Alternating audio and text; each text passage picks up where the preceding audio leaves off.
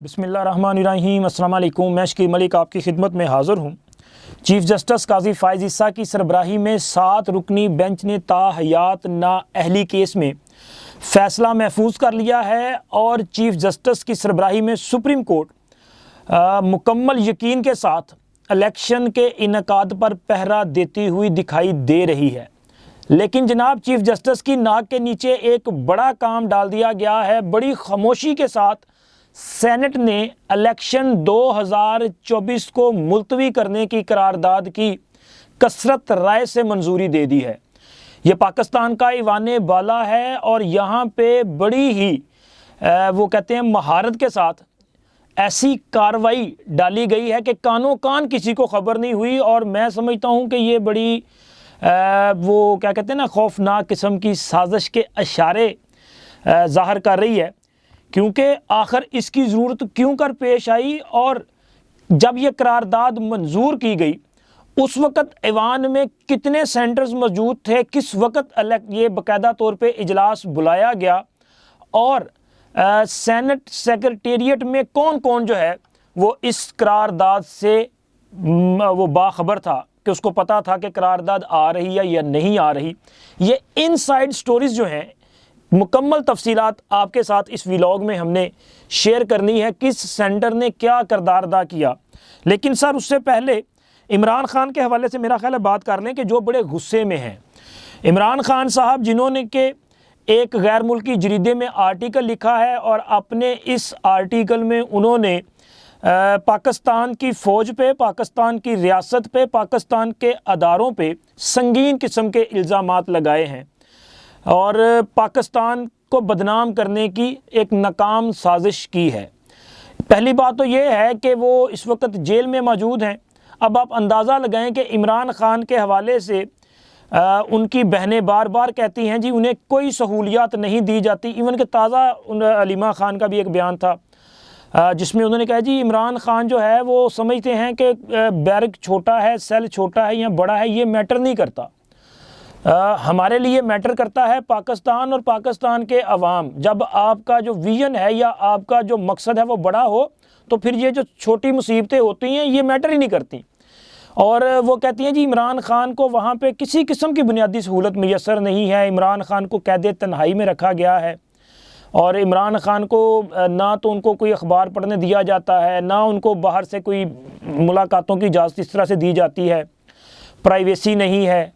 تو اب اندازہ لگائیں کہ جس بندے کے پاس پرائیویسی نہیں ہے، جس بندے کے پاس بنیادی سہولتیں نہیں ہیں، وہ غیر ملکی جریدوں میں آرٹیکل لکھ رہا ہے، تو وہ آرٹیکل کیا عمران خان نے نہیں لکھا تو کسی اور نے لکھا ہے؟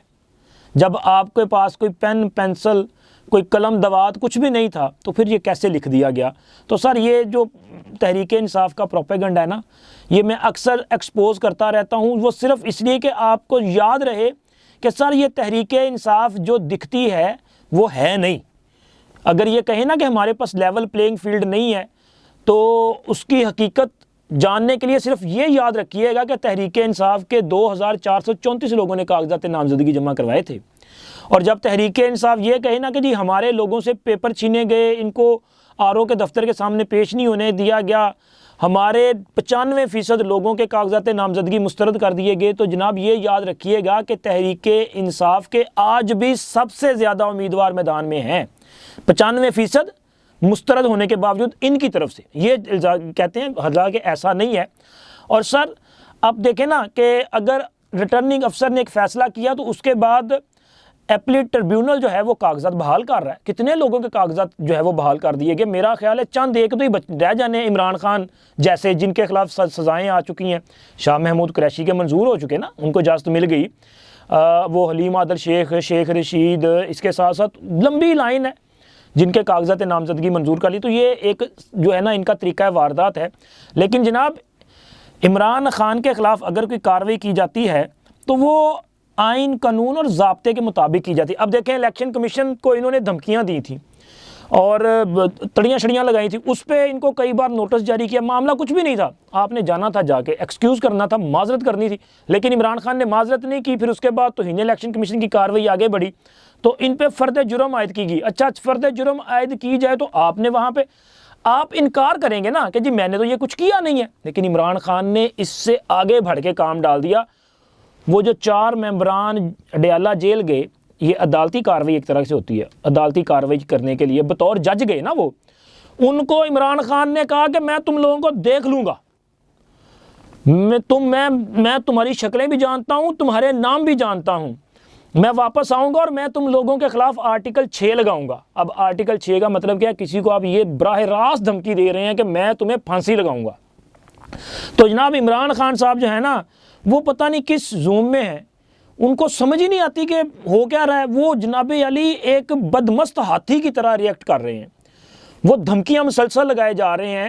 اور آخر اس کے پیچھے کوئی نہ کوئی طاقت تو ہوگی۔ تو مجھے لگ رہا ہے کہ جن کو یہ لکھ کے بھیج رہے ہیں نا، شاید وہ آج بھی ان کے پیچھے اسی طرح سے قائم و دائم ہیں۔ لیکن عمران خان نے پاکستان کی اسٹیبلشمنٹ کے خلاف ایک بار پھر زہر گھولنے کی کوشش کی ہے اور انتخابات کو ڈھونگ قرار دیا۔ عمران خان کا یہ آرٹیکل، ان کی حکومت کا خاتمہ اور امریکہ کی سازش، یہ اب سارے تسلسل کے ساتھ دیکھتے جائیں تو جناب علی آپ کو آنے والے انتخابات کے نتائج جو ہیں وہ واضح نظر آئیں گے کہ عمران خان نے آج سے ہی ان انتخابات کو متنازع بنانے کی سازش شروع کر دی ہے۔ عمران خان یہ بیانیہ جو اس وقت اپنے آرٹیکل کے ذریعے دینے کی کوشش کر رہے ہیں، یہ آنے والے نتائج کو دیکھتے ہوئے کر رہے ہیں کہ جناب ڈھونگ الیکشن۔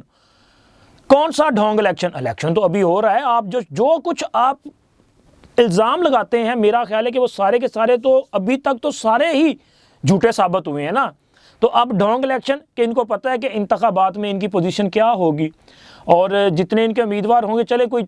مجھے لگ رہا ہے، ویسے میں غلط ہو سکتا ہوں، لیکن مجھے یہ لگ رہا ہے کہ سوشل میڈیا پہ جو پاپولیرٹی ہے نا، وہ میٹر نہیں کرتی۔ ووٹ تو ڈالنے ہیں لوگوں نے پولنگ سٹیشن پہ جا کے، تو جو گراؤنڈ ریئلٹیز ہے وہ ڈیفرنٹ ہے۔ تو تحریک انصاف کیونکہ 30-35 کے قریب یا زیادہ 40 سیٹیں ہوں گی، اس سے زیادہ مجھے نہیں لگتا کہ تحریک انصاف کے پاس اتنی سیٹیں ہوں، لیکن یہ بھی بہت زیادہ سیٹیں ہیں جو میں آپ کے ساتھ شیئر کر رہا ہوں کہ میرے خیال میں اتنی سیٹیں ہوں گی۔ تو عمران خان کو بھی اندازہ ہے کہ یہی کچھ ہونا ہے، کیونکہ سہولت کاری تو ہے نہیں، محبت کرنے والے وہ ہاتھ ہیں نہیں کہ جو جناب بکسے چینج کیا کر دیتے تھے، جنہوں نے RTS بٹھا دیا تھا وہ لوگ بھی موجود نہیں ہیں۔ تو عمران خان کو یہ جو نظر آ رہا ہے نا رزلٹ، تو انہوں نے آج سے ہی اس رزلٹ کے خلاف جو ہے وہ اپنا ڈھونگ رچانا شروع کر دیا ہے کہ سر یہ الیکشن جو ہے ڈھونگ الیکشن ہے۔ تو بعد میں پھر ہم کہیں گے جی ہم نے تو تب بھی کہہ دیا تھا کہ اسی طرح کا۔ ویسے نا عمران خان جیسا کردار آپ کو نا اکثر محفلوں میں ملتا ہوگا۔ فار ایگزامپل ابھی آپ کوئی الیکشن کی بات بھی ہو رہی نا، تو محفل میں 10 لوگ بیٹھے ہیں تو ایک یہ کہہ دیا میں پہلے ہی دستا سی، تو یاد ہے نا میں تو کہی سی۔ تو عمران خان بھی ایسا ہی ہے جی، وہ پہلے ہی دس دیتا ہے کہ میں نے ایسا کر دیا تھا۔ لیکن عمران خان کا یہ جو آرٹیکل ہے، یہ عمران خان کو بچا نہیں سکے گا، سیدھی سی بات ہے۔ آپ الزام لگائیں، جو مرضی کریں، پاکستان میں آئین اور قانون کے مطابق آپ کو جو ہے وہ مقدمات کو فیس کرنا پڑے گا۔ تو اس میں سے مجھے لگ رہا ہے کہ عمران خان زیادہ بہتری نہیں ہے عمران خان کے لیے۔ اور دوسرا جناب، آج سپریم کورٹ میں تاحیات نااہلی سے متعلق کیس کی سماعت چل رہی تھی، لیکن بڑی واردات ڈال دی گئی ہے وہ ہے انتخابات۔ 8 فروری 2024 کے انتخابات کو ملتوی کرنے کی قرارداد سینٹ نے کثرت رائے سے منظور کر لی ہے۔ اچھا جی، یہ قرارداد جو ہے وہ آزاد سینیٹر ہیں دلاور خان صاحب، انہوں نے پیش کی، اور جس وقت یہ قرارداد پیش کی گئی اس وقت سینٹ میں مجموعی طور پہ میرا خیال ہے 14 سینیٹرز موجود تھے۔ ان 14 میں سے مسلم لیگ نون کے ایک سینیٹر عفنان اللہ خان، اور اسی طرح وہاں پہ جو حکومت کی نمائندگی کر رہے تھے وفاقی وزیر اطلاعات مرتضیٰ سلنگی صاحب، ان دو نے مخالفت کی ہے۔ اور پیپلز پارٹی کے سینٹر تھے بہرامند تنگی صاحب، کہ تنگی صاحب یا جو بھی اس کا نام ہے، میں غلط نہ ہو جاؤں، تو وہ وہاں پہ موجود تھے۔ دو نے مخالفت کی، بہرامند تنگی صاحب خاموش رہے اور باقی نے جناب اس کی حمایت کی، اور کثرت رائے کے ساتھ یہ منظور کر لی گئی۔ اچھا، جس وقت یہ منظور کی گئی تو اس میں جو تحریک انصاف کے جو سینٹرز وہاں پہ موجود تھے وہ بھی اس میں انہوں نے نہ مخالفت کی ہے، اگر مخالفت نہیں کی تو پھر ظاہر شور میں حمایت ہی کر دی ہوگی۔ اور اس کے علاوہ جناب علی صورتحال یہ ہے، جو میری چند دوستوں سے بات چیت ہوئی ہے وہاں پہ، تو سر اس کے مطابق آج سینٹ کا اجلاس جو ہے وہ غیر روایتی طور پہ نماز جمعہ کی ادائیگی کے بعد بلا لیا گیا تھا۔ اچھا، عام طور پہ روٹینز میں یہ ایسا نہیں ہوتا کہ نماز جمعہ سے پہلے جو کارروائی ہے وہ مکمل کر لی جاتی ہے اور اجلاس اگلے دن کے لیے یا پھر منڈے کے لیے جو ہے ملتوی کر دیا جاتا ہے۔ لیکن آج حیرت یہ ہوئی کہ اجلاس نماز کے بعد بلا لیا گیا، اور پھر اجلاس جب بلایا گیا تو لوگ ذرا کم تھے، اور بڑی خاموشی کے ساتھ یہ قرارداد جو ہے وہ پیش کی گئی اور اس کی اس طرح سے منظوری بھی لے لی گئی۔ اب قرارداد منظور ہونے کے بعد جو ہے سینیٹر عفنان اللہ جو کہ مسلم لیگ نون کے ہیں، اچھا انہوں نے اس کی جو مخالفت کی اور انہوں نے کہا کہ جناب علی دوسری جنگ عظیم میں برطانیہ اور امریکہ نے الیکشن ملتوی نہیں کیے تھے، ٹھیک ہے، اور انہوں نے کہا جی موسم کا بہانہ بنایا جا رہا ہے، کیا اس سے پہلے فروری میں انتخابات نہیں ہوئے؟ انہوں نے یہ جو سارا پروسیس کیا جا رہا ہے نا، اس میں انہوں نے جو لفظ استعمال کیا، انہوں نے کہا جی یہ بوٹ پالش شروع ہو گئی ہے، کیا پاکستان آئینی ادارے پارلیمنٹ کے بغیر چلایا جائے گا؟ اچھا اس کے علاوہ جناب وہاں پہ سینیٹر سمینا ممتاز، کہدہ بابر اور دیگر جو لوگ تھے انہوں نے اس کی حمایت کی اور اس فیصلے کو درست قرار دیا۔ جے یو آئی کے جو سینیٹرز تھے انہوں نے بھی اس کی حمایت کی، بلوچستان اور فاٹا کے زیادہ تر سینیٹرز وہاں پہ موجود تھے، ان سب نے جو ہے وہ اس کی حمایت کی، یعنی کہ سب میں سے 14 بندے سی، تو انہوں نے اس کی حمایت کی، جس کے بعد یہ جو قرارداد ہے یہ کثرت رائے سے منظور کی گئی، اور اس قرارداد میں جو کہا گیا ہے اس کے مطابق یہ کہا گیا ہے کہ جناب علی جے یو آئی فے کے ارکان اور محسن داوڑ پر بھی حملہ ہو چکا ہے، کے پی کے اور بلوچستان میں سیکورٹی فورسز پہ حملے کیے گئے ہیں، اسی طرح ایمل ولی کو بھی تشویش ہے، اور جناب علی اس میں یہ کہا گیا کہ اس وقت سردی کی صورتحال بھی زیادہ ہے، تو پاکستان کے جو بہت سارے علاقے ہیں وہاں پہ عملاً انتخابات نہیں ہو سکیں گے، تو لہٰذا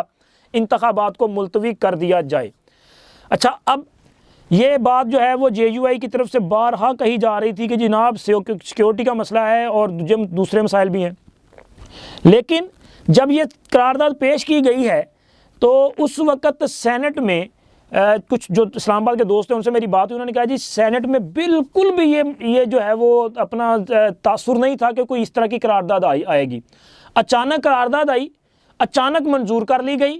اور پھر اس کے بعد سینٹ کا اجلاس بھی ملتوی کر دیا گیا۔ اور اب آپ یہ سوچیں کہ اس وقت الیکشن ملتوی کون کروانا چاہتا ہے؟ کچھ لوگ تو میں نے آپ کو بتا دیا، جے یو آئی وغیرہ جو باتیں کر رہے تھے، لیکن سر اس کا مطلب پھر یہ ہے کہ کچھ طاقتور حلقے موجود ہیں جن کا فاٹا، بلوچستان اور آزاد آنے والے سینٹرز پہ جو ہے وہ اثر ہوتا ہے۔ آزاد سینٹر بھی خیر انہی کی مرضی سے آتا ہے، تو سر انہوں نے پھر یہ خاموش کارروائی ڈال دی ہے، اور یہ جو کارروائی ڈالی گئی ہے نا، اب یہ بڑے اداروں کے درمیان تصادم کی صورتحال پیدا ہو سکتی ہے۔ ویسے ٹیکنیکلی آپ دیکھیں نا تو اس کا کوئی زیادہ اثر نہیں پڑے گا اس قرارداد کا، یعنی کہ یہ کوئی فیصلہ نہیں ہے، کوئی حتمی فیصلے کی اتھارٹی نہیں ہے سینٹ کے جس نے کہہ دیا تو ایسا ہو جائے گا، لیکن اس قرارداد کا یہ اثر پڑے گا کہ پھر اس پہ ڈیبیٹ ہونا شروع ہو جائے گی، یہ سوال اٹھیں گے، عدالتوں میں کیس چل رہے ہیں، عدالتوں میں اس کا ذکر کیا جائے گا، پھر یہ مختلف فورمز پہ بات آئے گی جی واقعی وہ دیکھیں نا بلوچستان کے فلاں علاقے میں حالات بہتر نہیں ہیں تو کیسے پولنگ اسٹیشن بنیں گے، عملہ ہی نہیں جا سکتا، لوگ ووٹ ڈالنے نہیں آئیں گے، سر فلاں پہ جب برف باری ہو رہی ہے علاقے میں تو وہاں پہ کیسے الیکشن ہوگا، فلاں علاقے میں بھی صورتحال اچھی نہیں ہے، وہاں پہ تو سر یہ جو اپنا ملیٹنٹ ہیں وہ تو باقاعدہ گروپوں کی شکل میں وہاں پہ موو کرتے ہوئے دکھائی دیتے ہیں، تو پھر کیسے الیکشن ہوگا؟ تو یہ جو ہے نا ایک مطلب موو چلنا شروع ہو جائے گی۔ تو یہ قرارداد جو ہے ایک سازش کی طرح مجھے لگ رہا ہے کہ یہ کام ڈال دیا گیا ہے، لیکن جناب یہ اس کارروائی کے بعد حالات خراب ہو سکتے ہیں، یعنی کہ تناؤ کی صورتحال، کیونکہ سپریم کورٹ مکمل طور پہ اس وقت بھی پہرا دیتی ہوئی دکھائی دے رہی ہے۔ سپریم کورٹ میں آج بھی جو ہے وہ تاحیات نااہلی کا کیس تھا، اس دوران بھی الیکشن کے حوالے سے ذکر آیا، کل بھی بات ہوئی، تو ہر بار چیف جسٹس قاضی فائز عیسیٰ کا کہنا تھا کہ انتخابات مقررہ تاریخ 8 فروری 2024 کو ہوں گے، اور اس حوالے سے کسی قسم کی کوئی تشویش نہیں ہے، انتخابات ہونے ہیں، یہ حتمی فیصلہ اور ہوں گے۔ انتخابات کو ملتوی کرنے کے حوالے سے کوئی بھی قرارداد ہو، مطلب قرارداد کوئی کیس ہو، کچھ بھی طرح کی درخواست ہو، اس کو انٹرٹین نہیں کیا جائے گا۔ تو ابھی تک سپریم کورٹ تو جناب یہ بات کر رہی ہے، اب دیکھیں کہ اگر یہ معاملہ دوبارہ سپریم کورٹ میں آتا ہے تو اب کیا سچویشن پیدا ہوتی ہے، یہ بڑی انٹرسٹنگ بات ہوگی۔ اور دوسری طرف یہ جو تاحیات نہلی کا معاملہ ہے، اس پہ سپریم کورٹ کی طرف سے فیصلہ محفوظ کر لیا گیا ہے، ممکنہ طور پہ اگلے میرا خیال ہے کوئی 48 گھنٹوں کے بعد ہوپ فلی کہ یہ جو اگلے ہفتے کے دوران یہ فیصلہ سنا دیا جائے گا، اور ممکنہ طور پہ 10 جنوری سے پہلے یہ فیصلہ اناؤنس ہوگا، کیونکہ سپریم کورٹ پہلے ہی یہ بات کر چکی ہے کہ انتخابات کا انعقاد جو ہے وہ 8 فروری کو ہونا ہے. نامینیشن پیپرز کی منظوری کا پروسیس ابھی جاری ہے جو کہ آئی تھنک 12 تک کمپلیٹ ہو جائے گا اور 13 کو انتخابی نشان الاٹ ہونے, تو اس سے پہلے اس کا فیصلہ کرنا ضروری ہوگا. تو اب اس کا فیصلہ جو ہے وہ 10 جنوری سے پہلے آ جائے گا. لیکن اس وقت جو صورتحال دکھائی دیتی ہے اس میں تو جناب علی اٹارنی جنرل صاحب جو کہ وفاقی حکومت کی نمائندگی کرتے ہیں, اچھا ان کے دلائل بڑے اہمیت کے حامل ہوتے ہیں. انہوں نے بہت لمبے چوڑی بات میں نہیں کروں گا, لیکن سر انہوں نے سیدھی بات کر دی. انہوں نے کہا جی کہ سپریم کورٹ نے تاحیات نااہلی کیس میں, ماضی کی بات کر رہے ہیں, آئین کی غلط تشریح کی ہے. اب اس کا مطلب یہ ہے کہ وہ کہتے ہیں کہ تاحیات نااہلی کا فیصلہ جو ہے وہ غلط ہے, لہٰذا الیکشن ایکٹ میں سابقہ پارلیمان کی طرف سے کی گئی ترمیم کے مطابق یہ سزا زیادہ سے زیادہ 5 سال ہونی چاہیے. اور اسی طرح آج کیس کی سماعت کے دوران قاضی چیف جسٹس صاحب ہیں قاضی فائز عیسیٰ صاحب, ان کا بھی یہ کہنا تھا کہ انہوں نے اس کیس کی سماعت سے پہلے ایک پبلک جو نوٹس ہے وہ جاری کیا تھا تاکہ جو اس میں فریق بننا چاہتا ہے, خصوصی طور پہ ان کی یہ خواہش تھی کہ پولیٹیکل پارٹیز جو کہ اس کی مین فریق بنتی ہیں, ظاہر ہے سیاستدانوں کے حوالے سے یہ فیصلہ تھا, تو وہ بھی اس میں اگر فریق بننا چاہیں یا نمائندگی کرنا چاہیں وہ آئیں عدالت میں اپنا موقف پیش کریں, تو ان کو آنا چاہیے تھا. لیکن بدقسمتی یہ ہے کہ کسی بھی سیاسی جماعت نے اس نوٹس پر غور ہی نہیں کیا اور کوئی سیاسی جماعت جو ہے وہ اس میں فریق نہیں بنی. چیف جسٹس صاحب نے کہا کہ پاکستان کے عوام کا کسی کو خیال نہیں ہے, ملک تباہ کر دیں گے, کچھ نہیں ہوتا, کاغذات نامزدگی میں ایک غلطی تاحیات نااہل کر دیتی ہے. اچھا یہ بڑے سوال تھے. آج بھی عدالت کا جو مائنڈ سامنے آیا, جو ججز کا مائنڈ سامنے آیا, اس میں ایک بات جو ہے وہ مشترک نظر آئی کہ ایک بندہ قتل کر دے اور اس کی سزا جو ہے یا نااہلی ہے وہ 5 سال ہی رہے گی. ایک بندہ کسی بھی فوجداری کیس میں سزا یافتہ ہو جائے 5 سال نااہل ہوگا, لیکن سول میٹر میں کسی کے خلاف فیصلہ آتا ہے تو جناب اس کو آرٹیکل 62(1)(f) لگا دیں تو پھر وہ تاحیات نااہل ہو جائے گا. تو یہ چیز جو ہے وہ سوچنی چاہیے. اور اسی طرح اگر آرٹیکل 63 میں سزا جو ہے وہ 5 سال ہے تو 62(1)(f) میں تاحیات کیسے ہوگی؟ یہاں پہ جو خاموشی اختیار کی گئی ہے اس حوالے سے بھی بعض وکلاء کا اور ججز کا یہ خیال تھا کہ یہاں بھی وہی سزا جو ہے وہ بنتی ہے 5 سال والی. لیکن خیر چونکہ 5 رکنی بینچ جو کہ ثاقب نثار صاحب کی سربراہی میں قائم تھا اس وقت, اور یہ جو فیصلہ تھا جس میں تاحیات نااہلی قرار دی گئی, یہ عمر عطا بندیال صاحب نے تحریر کیا تھا, اناؤنس بھی انہوں نے کیا تھا. تو اب جناب موجودہ چیف جسٹس صاحب کی سربراہی میں جو عدالت ہے اس کا 7 رکنی بینچ اس پر اب حتمی فیصلہ کرے گا کہ کیا یہ نااہلی 5 سال ہے یا 7 سال ہے. تو بظاہر تو یہی لگ رہا ہے کہ میرا خیال یہ ہے کہ یہ 5 سال تک معاملہ آ جائے گا, اور 5 سال تک آنے کے بعد ریلیف کس کو مل سکتا ہے وہ میں نے آپ کو پہلے ہی شیئر کر دیا, بتایا میں نے.